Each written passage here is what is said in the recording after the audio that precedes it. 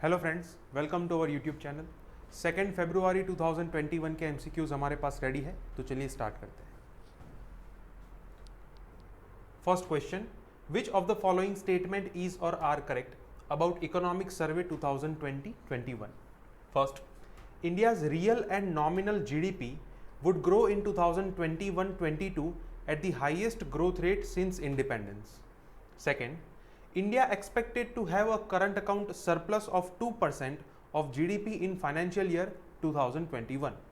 And third, among all the three sectors of the economy, services sector will grow at the highest growth rate. तो चलिए देखते हैं correct answer क्या होगा। Correct answer is A 1 and 2। First and second statement जो है वो correct है, थर्ड इज इनकरेक्ट। अब देखिए पहला स्टेटमेंट क्या कहता है कि इंडिया का रियल एंड नॉमिनल दोनों जीडीपी जब से इंडिपेंडेंट हुआ है इंडिया तब से लेके अभी तक सबसे हाईएस्ट ग्रोथ रेट पे ग्रो करेंगे इन दी फाइनेंशियल ईयर 2021-22। तो ये बात सही है। As per economic survey government ने ये एस्टिमेट किया है कि रियल जीडीपी जो है it would grow at 11% and nominal GDP जो है it would grow at 15.4%। अब दोनों के बीच में अंतर क्या है ये आपको पता होगा कि रियल जीडीपी जो है वो इन्फ्लेशन की सिचुएशन को सब्ट्रैक्ट करने के बाद मिलता है। मतलब कि अगर मान लो कि किसी पर्टिकुलर ईयर में आपकी इनकम जो है वो 100 रुपीज़ इंक्रीज हुई है और उसी पर्टिकुलर ईयर के अंदर इन्फ्लेशन रेट जो है वो 4% है, तो इसमें से आपको 4 रुपीज़ जो है वो माइनस करने पड़ेंगे बिकॉज उतनी इनकम आपकी महंगाई के अंदर सब्ट्रैक्ट हो जाएगी। सो रियल इनकम कितनी ग्रो हुई? 96 रुपीज़। तो ये जो 100 रुपीज़ है उसे क्या कहेंगे? नॉमिनल कहेंगे, और ये 96 जो है उसे क्या कहेंगे? रियल कहेंगे। तो रियल जीडीपी जो है वो 11% ग्रो होगा एंड नॉमिनल जीडीपी जो है वो 15.4% ग्रो होगा। सेकेंड स्टेटमेंट जो है वो भी करेक्ट है। पिछले 17 साल में ऐसा पहली बार होगा कि हम करंट अकाउंट सरप्लस अचीव करेंगे एट द रेट 2%। तो ये काफ़ी अच्छी बात है इंडियन इकोनॉमी के लिए। थर्ड जो है वो इनकरेक्ट है। अगर हम सेक्टर्स ऑफ इकोनॉमी की बात करें so there are 3 sectors. One is agriculture, then industrial sector and service sector. तो एग्रीकल्चर सेक्टर का ग्रोथ रेट जो है इट इज़ 3.4%। इंडस्ट्रियल सेक्टर का ग्रोथ रेट है 9.6% एंड सर्विस सेक्टर का है अराउंड 8%। तो हम देख सकते हैं कि सबसे ज्यादा ग्रोथ रेट कौन से सेक्टर का है? इंडस्ट्रियल सेक्टर का है। और यहां पे क्या लिखा है कि सर्विस सेक्टर का ग्रोथ रेट सबसे हाईएस्ट है, इसलिए ये स्टेटमेंट जो है वो इनकरेक्ट होगा। Answer is A 1 and 2। तो ये कल के न्यूज़पेपर में आर्टिकल था जिसके अंदर ये कहा गया है कि इकोनॉमिक सर्वे के जो फाइंडिंग्स है क्या उसके बेनिफिट्स हो सकते हैं, कौन से फाइंडिंग इंडिया के लिए पॉजिटिव है, कौन से नेगेटिव है। तो ये आर्टिकल काफ़ी अच्छा है, आपको पढ़ना चाहिए। जैसा कि हमने कहा था कि इकोनॉमिक सर्वे के ऊपर हम दूसरा क्वेश्चन भी देखेंगे। Second question, which of the following statement is or are correct about economic survey 2020-21? First statement, India was the only country among emerging markets to receive equity FII inflows. FII का मतलब होता है Foreign Institutional Investors in 2020. Second, the positive interest rate growth rate differential in India leads to higher growth rate. तो चलिए देखते हैं correct answer क्या होगा। Correct answer is A 1 only. First statement जो है वो करेक्ट है, सेकेंड इज इनकरेक्ट। अगर हम इंडिया के इक्विटी FII इनफ्लो की बात करें तो ये नवंबर महीने में काफ़ी न्यूज़ में रहा था, बिकॉज नवंबर महीने के अंदर इंडिया ने almost 9.8 billion dollar FII inflow वो भी इक्विटी मार्केट के अंदर रिसीव किया था। मतलब कि फॉरेन इंस्टीट्यूशनल इन्वेस्टर्स जो है उन्होंने इंडिया के इक्विटी मार्केट के अंदर नवंबर महीने के अंदर 9.8 बिलियन डॉलर इन्वेस्ट किए थे, जो कि जब से हम आज़ाद हुए हैं तब से सबसे ज़्यादा इक्विटी इनफ्लो इस महीने के अंदर हुआ है। तो India was the only country among the emerging market, जितने भी इमर्जिंग इकोनॉमीज है वहाँ पे इंडिया एक इकलौता ऐसा कंट्री था कि जिसके अंदर FII का नेट इनफ्लो डिक्लेयर हुआ है। बाकी सारी कंट्रीज के अंदर इकोनॉमी की सिचुएशन उतनी खराब थी कि वहां से FIIs जो है वो अपने स्टेक सेल कर रहे थे। सो फर्स्ट जो है वो करेक्ट होगा, सेकंड जो है वो इनकरेक्ट है। अब यहाँ पे ये जो टर्म दी गई है उसका मतलब क्या होता है, interest rate growth rate differential. इसका मतलब ये होता है कि difference between interest rate for debt market and growth rate of the economy, जिसे हम GDP ग्रोथ रेट कहते हैं। तो ये दोनों के बीच में जो डिफरेंस है उसे क्या कहते हैं, interest rate growth rate differential. अब इंडिया के अंदर ये कैसा है, तो इंडिया के अंदर ये नेगेटिव है, it is negative in India as of now. इसका मतलब क्या हुआ कि ग्रोथ रेट जो है it is higher, growth rate is higher than interest rate on debt market. Interest rate जो है वो कम है, ग्रोथ रेट ज्यादा है। अब इकोनॉमिक सर्वे के अंदर ये एक्सप्लेन किया गया है कि it is not by exception, कि इसलिए नहीं है कि इकोनॉमी की हालत खराब है, ग्रोथ रेट जो है वो उतना ज्यादा है कि इंटरेस्ट रेट के सामने उसका डिफरेंस जो है वो काफी ज्यादा है। और इसकी वजह से क्या हो रहा है कि इंडिया के अंदर इकोनॉमिक ग्रोथ हो रहा है। और यहां पे क्या लिखा है कि पॉजिटिव डिफरेंस है, ये डिफरेंस जो है वो पॉजिटिव नहीं है, ये नेगेटिव डिफरेंस है। जैसा कि हमने देखा ग्रोथ रेट जो है वो ज्यादा है as compare to interest rate. So इसलिए आंसर होगा A, 1 ओनली। सो इसी आर्टिकल के अंदर ये काफी सारी चीजें आपको इकोनॉमिक सर्वे के बारे में पता चलेगी, hence it was in news. Third question, which of the following statement is or are correct? First, a trader cannot operate in the APMC without valid license. Second, prior to the recent farm laws, mall owners, wholesale traders, retail traders were not allowed to purchase the produce from the farmers directly. Third, an act of parliament can be repealed or amended only by the parliament. तो चलिए देखते हैं correct answer क्या होगा। Correct answer is D, 1, 2 and 3, ये तीनों statement correct है। पहला स्टेटमेंट क्या कहता है कि कोई भी ट्रेडर जो कि APMC के अंदर ऑपरेट करता है, APMC के अंदर आप सबको पता है कि फार्मर्स जो है वो अपनी फार्म प्रोड्यूसेस लेके जाते हैं APMC में, और वहां पे गवर्नमेंट के द्वारा जिन ट्रेडर्स को लाइसेंस दिया जाता है वो ट्रेडर्स ऑक्शन के थ्रू फार्मर्स के पास से ये फार्म प्रोड्यूसेस जो है वो परचेज करते हैं, और फिर जाके वो आगे जाके होलसेल ट्रेडर्स, रिटेल ट्रेडर्स को बेची जाती है, राइट। तो यहाँ पे कौन से ट्रेडर काम कर सकता है, जिनको गवर्नमेंट ने सिर्फ लाइसेंस दिया हो, उसके अलावा कोई ट्रेडर काम नहीं कर सकते। फर्स्ट जो है वो करेक्ट होगा, सेकेंड जो है वो भी करेक्ट है। अब इसके अंदर सबसे बड़ा चेंज कब आया, जब रिसेंटली फार्म लॉज जो है वो इनेक्ट किए गए। उसके अंदर क्या कहा है कि prior to the farm laws, मतलब कि ये फार्म लॉज बने उससे पहले, तो उससे पहले यही मैकेनिज्म था कि कोई भी फार्मर जो है वो डायरेक्टली इन सबको अपनी प्रोड्यूसेस नहीं बेच सकता, उनको कंपलसरी ये रूट जो है वही फॉलो करना होगा। तो सेकंड स्टेटमेंट भी करेक्ट है। अब ये फार्म लॉज को रिपील करने की मांग की जा रही है, कानून बनाया है पार्लियामेंट ने, तो उसको रिपील भी पार्लियामेंट ही कर सकता है, उसके अंदर अमेंडमेंट लाने हैं तो भी पार्लियामेंट ही कर सकता है। So answer is D, 1, 2 and 3। तो ये कल के न्यूज़पेपर में काफी अच्छा आर्टिकल था, जिसके अंदर ये कहा गया है कि किस तरीके से पॉलिटिकल रिजोल्यूशन को पास करके पार्लियामेंट के अंदर से ये फार्म लॉज जो है उसको आप अमेंड कर सकते हैं या फिर रिपील कर सकते हैं। तो यहाँ पे APMCs जो है उसको भी मेंशन किया गया है, और यहाँ पे आप देख सकते हैं कि बजट सेशन जो है किस तरीके से एक अपॉर्चुनिटी बनता है इसके ऊपर अगर कोई काम करना है गवर्नमेंट को तो। Fourth question, the spirit of democracy requires inculcation of the spirit of brotherhood, who said this sentence? मतलब कि ये सेंटेंस जो है वो किसने कहा है? Option A BR Ambedkar, option B Mahatma Gandhi, option C Jawaharlal Nehru and option D Subhash Chandra Bose. तो चलिए देखते हैं करेक्ट आंसर क्या होगा। Correct answer is B Mahatma Gandhi. ये सेंटेंस जो है वो महात्मा गांधी ने कहा था। अब इस टाइप के क्वेश्चन जो है वो UPSC के अंदर रेयर केस में पूछे जाते हैं, but those who are preparing for GPSC उनके लिए इस टाइप के क्वेश्चन जो है वो काफ़ी इंपॉर्टेंट है, बिकॉज एवरी ईयर GPSC के अंदर एटलीस्ट 2 क्वेश्चन तो ऐसे होते ही है कि जहां पे ऐसा कोई सेंटेंस दिया होता है और वो किसी फेमस पर्सनालिटी ने कहा हो। तो इस टाइप के क्वेश्चन जो जीपीएससी की प्रिपरेशन करते हैं उनके लिए काफी इंपॉर्टेंट है। अब ये सेंटेंस आपको ये कल के न्यूज़पेपर आर्टिकल में मिलेगा, जहां पे ये जो पूरा सेक्शन है वो उस सेंटेंस के बारे में दिखाता है, और ये जो क्वेश्चन में सेंटेंस पूछा गया था वो भी आपको इस आर्टिकल में मिलेगा।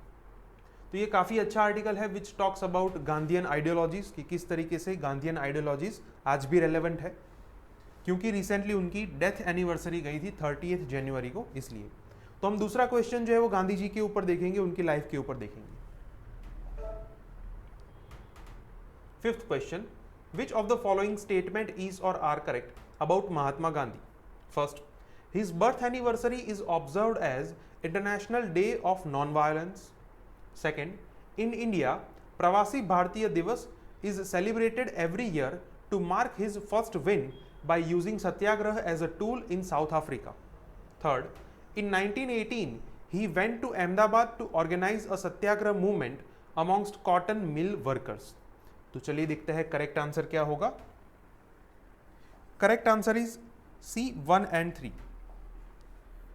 Second statement is incorrect. पहला स्टेटमेंट जो है वो करेक्ट है, उनकी बर्थ एनिवर्सरी जो है वो 2 October every year as an international day for non violence celebrate किया जाता है। फिर प्रवासी भारतीय दिवस जो है वो काफ़ी न्यूज़ में रहता है, it is observed every year at 9th January. अब क्यों 9th जनवरी को ही ये मनाया जाता है, तो उसके पीछे रीज़न ये है कि जब साउथ अफ्रीका के अंदर वो सक्सेस होके आए थे, तो इंडिया में उनका अराइवल हुआ था 1915 में 9th जनवरी को।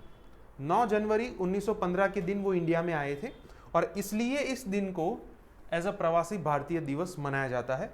और यहाँ पे क्या लिखा है कि साउथ अफ्रीका में जब उन्होंने पहला सत्याग्रह जीता था, उसकी वजह से प्रवासी भारतीय दिवस मनाया जाता है, तो ये गलत है। सो सेकेंड इज इनकरेक्ट। थर्ड जो है वो करेक्ट है, 1918 के अंदर वो अहमदाबाद मिल स्ट्राइक करने के लिए उन्होंने यहाँ पे एक सत्याग्रह मूवमेंट जो है वो ऑर्गेनाइज की थी। सो the answer is C 1 and 3.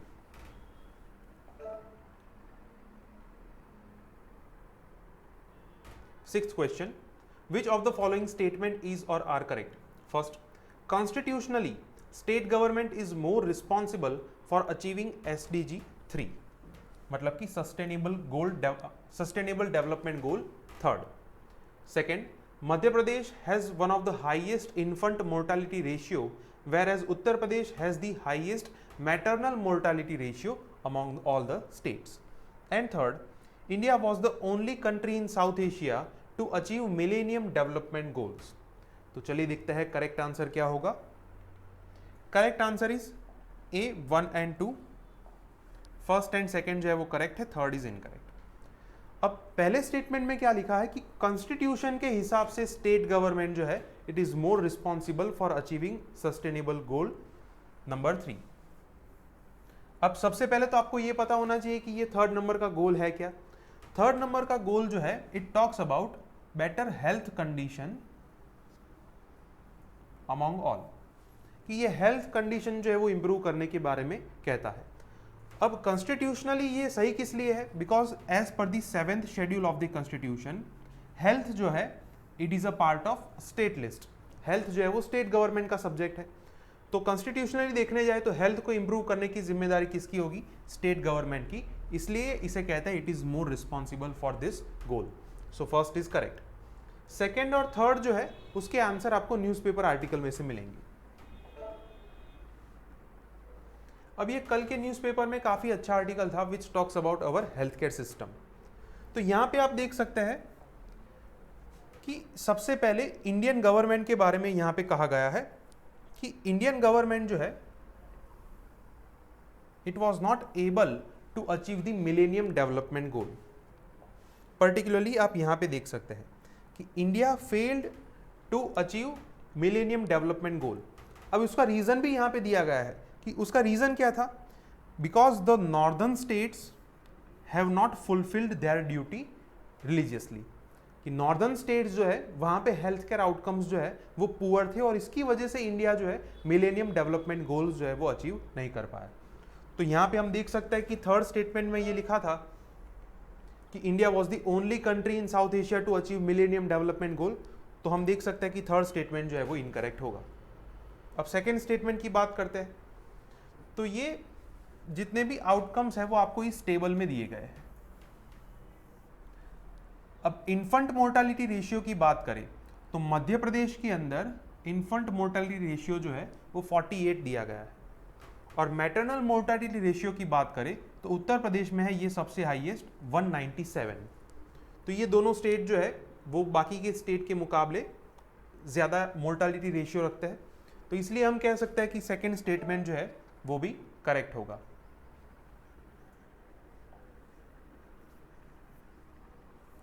So the answer is A, 1 and 2।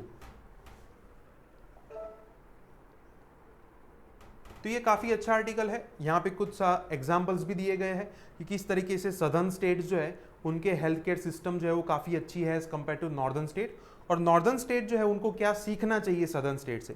तो ये सब चीज़ें यहाँ पे इस आर्टिकल में दी गई है। Seventh question, which of the following pairs are matched correctly? First Hirakud और Mahi river, second Indira Sagar and Narmada river, and third Krishnaraja Sagar and Kaveri river. तो चलिए देखते हैं करेक्ट पेयर कौन सी है। Correct answer is B, second and third.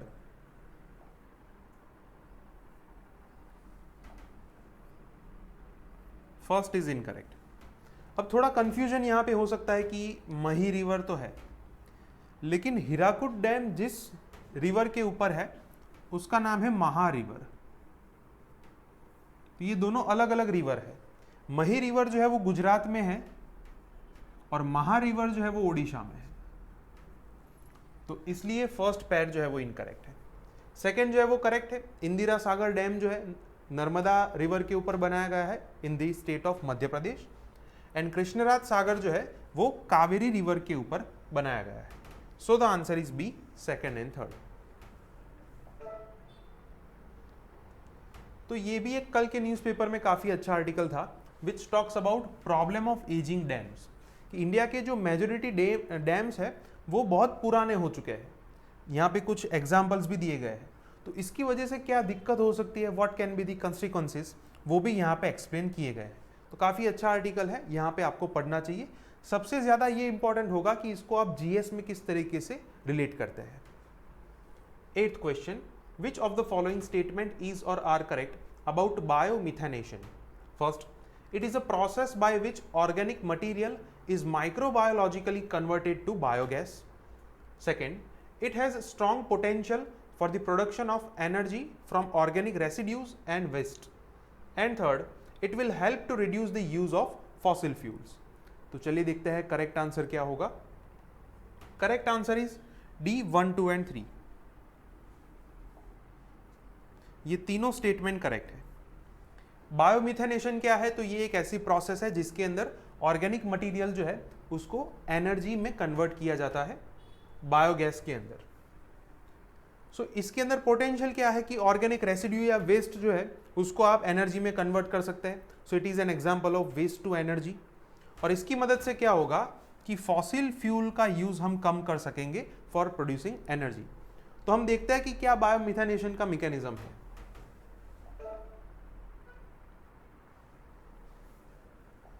तो बायोमिथेनेशन की प्रोसेस जो है वो सबसे पहले स्टार्ट होती है एनिमल एंड एग्रीकल्चरल वेस्ट से, कि जितने भी ये एनिमल्स एंड एग्रीकल्चर का जो वेस्ट होता है उसे कलेक्ट किया जाता है, फिर उसको पानी के साथ मिक्स किया जाता है, और यहाँ पे एक ऐसा बायोमिथेनेशन का प्लांट होता है जिसके अंदर डाइजेस्टर के थ्रू ये मिक्सचर जो है वो ऐड किया जाता है। अब यहाँ पे कौन सी प्रोसेस होती है? Anaerobic fermentation. तो यहाँ से दो चीज़ें निकलेगी। One is gaseous product which is used as biogas, तो जिसको आप कुकिंग में, लाइटिंग में और डाइवर्सिफाइड यूजेस में यूज़ कर सकते हैं। दूसरा जो है वो लिक्विड फॉर्म है, उस लिक्विड को आप लिक्विड फर्टिलाइजर में कन्वर्ट कर सकते हो by adding nitrogen, phosphorus and potash, and it can be used as soil conditioner also. तो इसकी वजह से सॉइल की प्रोडक्टिविटी जो है वो 10% इंक्रीज होगी। और यहाँ पे सॉइल में जो ग्रास है it will get eaten by these animals, तो ये एनिमल्स की प्रोडक्टिविटी जो है वो भी इंक्रीज होगी। तो इस तरीके से बायोमिथेनेशन की पूरी साइकिल जो है वो यूज होती है। तो रिसेंटली हमारे जो प्राइम मिनिस्टर है उन्होंने इस टाइप के जो बायोमिथेनेशन प्लांट है उसको अपलोड किया था, इस वजह से ये कल के न्यूज़पेपर में बायोमिथेनेशन प्रोजेक्ट जो है वो न्यूज़ में है। 9th क्वेश्चन, अब जो 2 क्वेश्चन है वो आज के न्यूज़पेपर से है। Which of the following statement is or are correct about union budget 2021-22? First, government has increased financial devolution in the PLI scheme, that is production linked incentive scheme, to make India $5 trillion economy. Second, pensioners aged 60 plus are exempted from filing income tax returns if they earn only additional interest income. तो चलिए देखते हैं correct answer क्या होगा। Correct answer is A, 1 only. First जो है वो correct है, सेकेंड इज इनकरेक्ट। अब बजट जो है वो रिसेंटली कल के दिन रिलीज किया गया है, उसके अंदर गवर्नमेंट ने PLI स्कीम जो है प्रोडक्शन लिंक्ड इंसेंटिव स्कीम, उसके अंदर फंड जो है वो डिवॉल्यूट किया है जिसकी मदद से इंडिया को $5 ट्रिलियन इकोनॉमी बनाया जाए।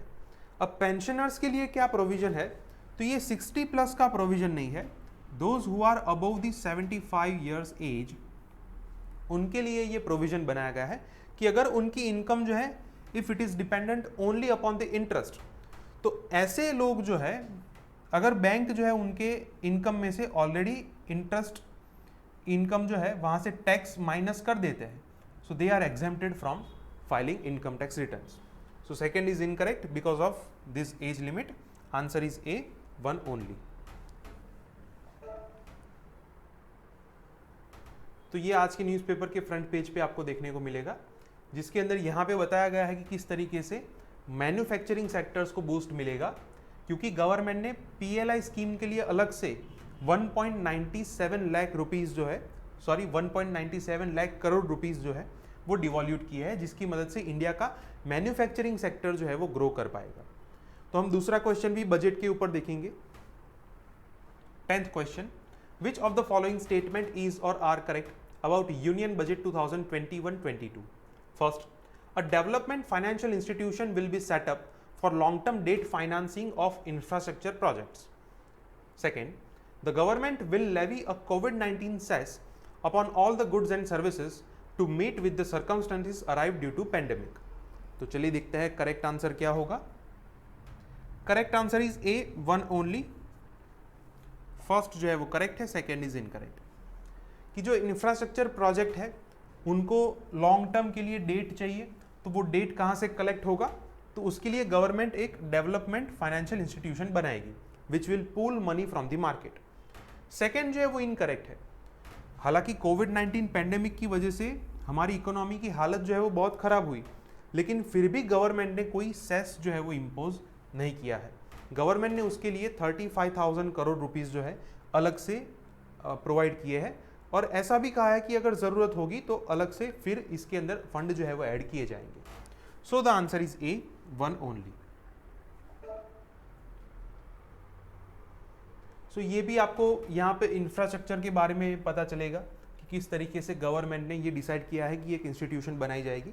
और हेल्थ केयर की अगर बात करें तो ये पैराग्राफ के अंदर आपको हेल्थ केयर की डिटेल्स मिलेगी कि लास्ट ईयर जो फंड प्रोवाइड किए थे उससे 137% ज़्यादा फंड गवर्नमेंट ने इस बार हेल्थ केयर के लिए प्रोवाइड किए हैं। ओके फ्रेंड्स, तो आज के 10 MCQs यहाँ पे कंप्लीट होते हैं। अगर आपको कोई डाउट है तो आप कमेंट सेक्शन में लिख सकते हैं। हमारे वीडियोस आपको पसंद आए तो वीडियोस को लाइक कीजिए और चैनल को सब्सक्राइब कीजिए। Thank you.